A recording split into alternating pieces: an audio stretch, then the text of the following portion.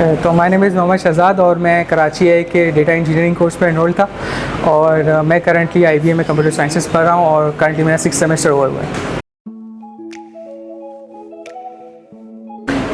तो मेरा interest data engineering back and infrastructure के अराउंड था। तो मैंने एक कोर्स की आउटलाइन देखी थी ऑन द वेबसाइट और मुझे जो है वो मेरे गोल्स के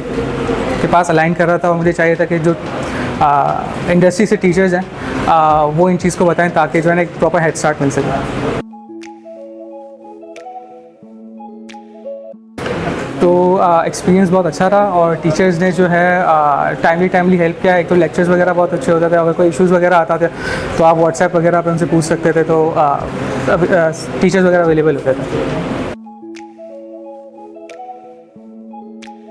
तो अगर कोई भी अपस्किल करना चाहता है डेटा इंजीनियरिंग रिलेटेड और जो है इंडस्ट्री में क्या चल रहा है और कौन सी प्रैक्टिसेस या टूल्स उनको सीखने चाहिए, तो बिल्कुल इस कोर्स में इनरोल करें ताकि जो है ना उनको एक हेड स्टार्ट मिल सके, क्योंकि जो टीचर्स हैं वो ऑलरेडी इंडस्ट्री में है, तो आपको बेसिकली जो है इंडस्ट्री में जो चीज़ें चल रही होंगी उनका आइडिया बहुत अच्छे तरीके से हो जाएगा।